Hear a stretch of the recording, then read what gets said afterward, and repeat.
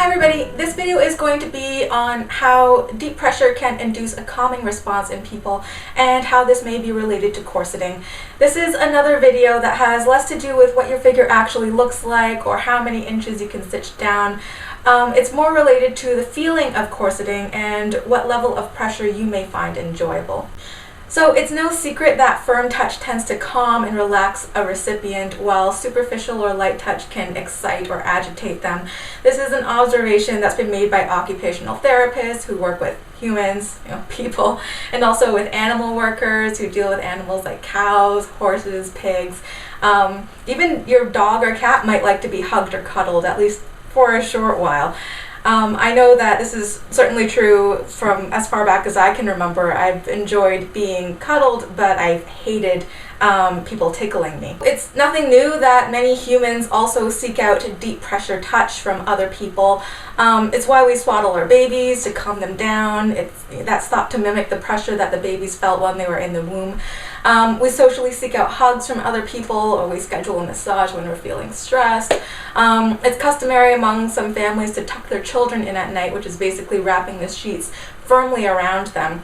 I know certain friends of mine who shall not be named, but they like to cocoon or burrito themselves into their blankets. I know that I have trouble sleeping when my blankets are not heavy enough. There are some people who do none of these things, but they might do other things like tie their shoes really tight. So certain people have certain idiosyncrasies. There's an article written by Dr. Grandin called "The Calming Effects of Deep Pressure in Patients with Autistic Disorder, College Students and Animals." And this remarkable woman who was diagnosed with autism as a child, she so eloquently describes how deep pressure applied on the body, especially bilaterally, which is on either side of the body, through the use of a squeeze machine can help some people relax, calm down their overstimulated nervous system, and possibly over time they can become more positively responsive to touch by other people or by animals. So this squeeze machine or hug machine is a device where you lay down, basically face down in it, and you're personally in control of how much pressure the machine exerts on the sides of your body. Depending on the specific type of machine, it might be a simple pulley system, or it might use hydraulics. However, you are still in control of how much pressure is applied, and you're in control of how long you want to spend in the machine, although 15 minutes seemed to be the duration in that particular study or article.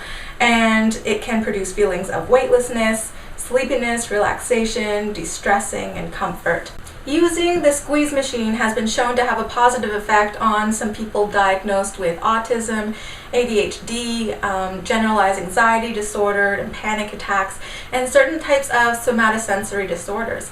And actually, when I had asked about these on Facebook, a handful of people with sensory integration dysfunction had come up to me, or approached me, and they had explained how deep pressure can help. If you remember going back to my Corsets, Nerves, and Pain video where I explained the difference between mechanoreceptors that recognize touch and pressure and then nociceptors that recognize temperature and pain, certain mechanoreceptors like Meissner's corpuscles are activated when you feel that sort of light fluttery motion. Others like the Pacinian corpuscles are activated with deeper pressure. So Meissner's corpuscles are extremely sensitive, and the signal from your nerves to your brain usually shuts down somewhat by habituation after a while, which is why you can put your clothes on in the morning and it'll feel fluttery, but your brain doesn't spend all day saying, hey, you have a shirt on. But in the case of sensory integration dysfunction, the habituation from the nerves to the brain getting the signal, that doesn't happen as well or at all. And when somebody has a sensory episode, they might find themselves really hypersensitive to touch, hyperesthesia, to the point where a gentle flutter of the clothing can be considered nerve grating. So people in these situations might find it beneficial to have deep pressure therapy. So they might go to a therapist, or they might use a squeeze machine, but if they don't have those things, then maybe a corset would be useful. And corsets have the added benefit of being portable. You can use it nearly at all times.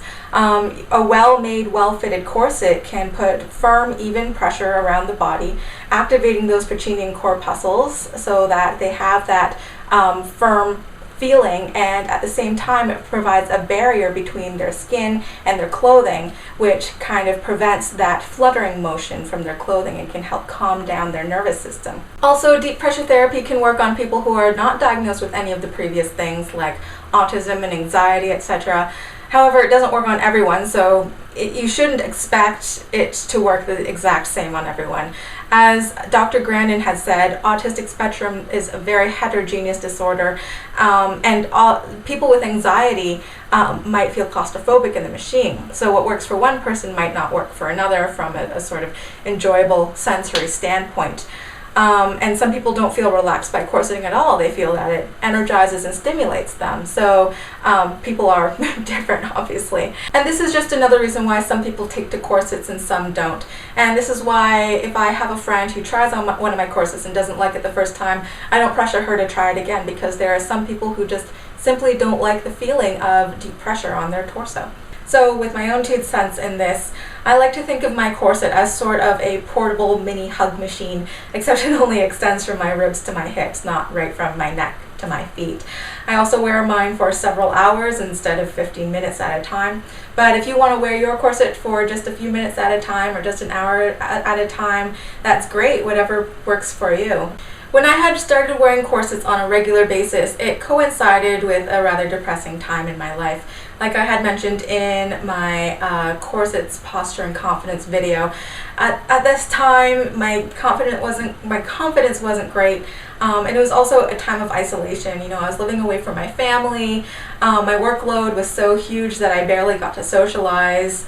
My friends by culture were not really the hugging type, and I was in a long-distance relationship, and truthfully I just didn't have a lot of human interaction, and so maybe that's one reason that I kind of took to the corset so much.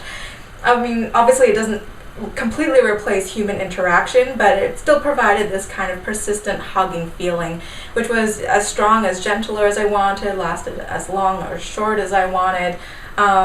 You know, I was 100% in control of the laces at all times, and that was a very comforting sense to me. Also, a well-fitting corset can feel like a pair of strong arms kind of holding you and protecting you at all times. I know that this did a lot to calm my anxiety and my tremors and the butterflies in my stomach whenever I had to do something really challenging like public speaking when I was in school.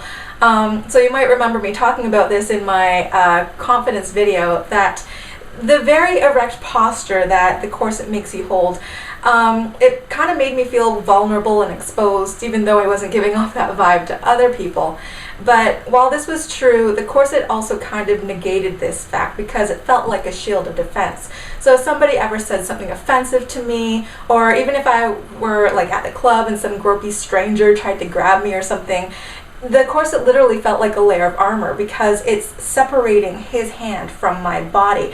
Obviously, you know, I'd still slap away the hand, but it still made me feel somewhat safer and somewhat less assaulted. And if you look around on the internet, there are several testimonies around from women who've reported feeling safer when they're wearing a corset following any kind of physical trauma or emotional trauma.